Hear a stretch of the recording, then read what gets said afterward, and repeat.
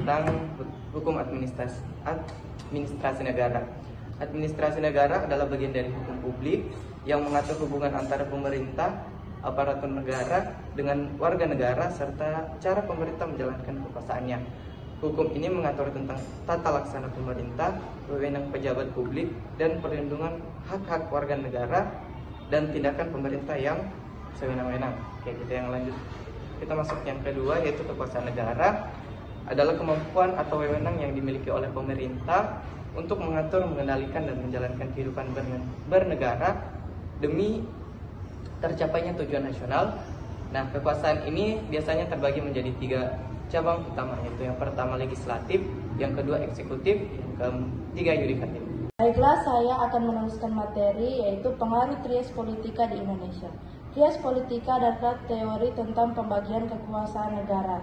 Dalam karya The Spirit of Laws, teori ini muncul sebagai reaksi terhadap sistem monarki absolut yang menumpuk kekuasaan pada satu orang raja sehingga melahirkan triani. Trias politika memisahkan kekuasaan menjadi 3, yaitu legislatif membuat undang-undang, eksekutif melaksanakan undang-undang dan menjalankan pemerintahan, dan yudikatif mengawasi pelaksanaan hukum yang mengendali pelanggaran hukum.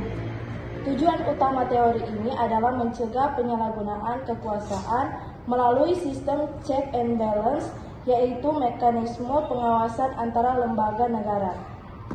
Yang ketiga, perkembangan kekuasaan negara terbagi menjadi 5. Yang pertama yaitu kekuasaan konstitutif, adalah kekuasaan untuk membuat dan mengubah undang-undang dasar.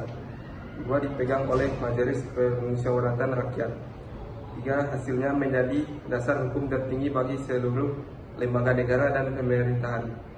Dalam hukum administrasi negara, kekuasaan konstitutif menjadi sumber utama legalitas tindakan pemerintahan dan membentuk struktur serta kewenangan lembaga eksekutif.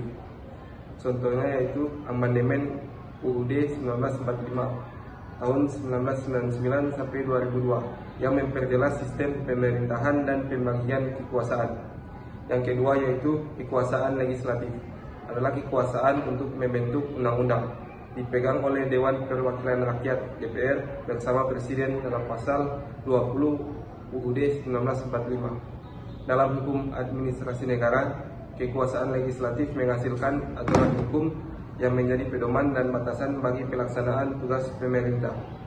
Undang-undang yang dibuat menjadi dasar dalam penyelenggaraan administrasi, pelayanan publik, dan kebijakan pemerintah. Contohnya yaitu Undang-Undang Nomor 30 Tahun 2014 tentang Administrasi Pemerintahan. Kesimpulannya yaitu konstitutif menetapkan dasar hukum tertinggi, Undang-Undang Dasar.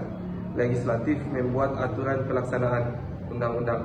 Keduanya menjadi landasan penting agar pemerintah menjalankan kekuasaan secara sah, tertib, dan sesuai hukum. Baik, selanjutnya eksekutif dan yudikatif dalam hukum administrasi negara. Eksekutif adalah pilar yang bertugas melaksanakan undang-undang dan menyelenggarakan pemerintahan sehari-hari. Dalam kajian hukum administrasi negara, eksekutif sering disebut hukum administrasi negara. Siapakah eksekutif? Adalah presiden, wakil presiden, menteri, hingga seluruh jajaran birokrasi atau PNS. Apa yang dilakukan oleh eksekutif? Eksekutif mengeluarkan keputusan tata usaha negara atau KTUN, seperti surat izin, surat keputusan, atau sanksi. Selanjutnya, yudikatif. Yudikatif adalah pilar yang bertugas sebagai pengawas hukum dan penegak keadilan. Yudikatif atau Mahkamah Agung dan peradilan di bawahnya harus independen, bebas dari pengaruh eksekutif. Peran dan kontrol dalam hukum administrasi negara. Yudikatif berfungsi sebagai check and balance terhadap eksekutif. Yang pertama, peradilan tata usaha negara atau PTUN. PTUN adalah pengadilan khusus untuk mengkaji KTUN yang dikeluarkan oleh eksekutif. Jika warga negara merasa dirugikan oleh KTUN, mereka bisa menggugat ke PTUN.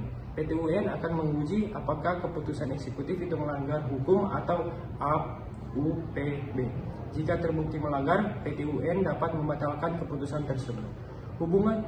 Inti dari hubungan eksekutif dan yudikatif adalah eksekutif harus taat pada hukum dan yudikatif adalah pilar yang berhak menyatakan apakah tindakan eksekutif adalah sesuai dengan hukum atau belum. Jika eksekutif membatalkan suatu keputusan, eksekutif wajib melaksanakannya. Oke, kita masuk dalam perkembangan kekuasaan negara inspektif. Perkembangan kekuasaan negara inspektif berkaitan dengan tumbuhnya fungsi pengawasan dalam sistem pemerintahan modern. Kekuasaan inspektif dari kata inspektio berarti memeriksa atau mengawasi.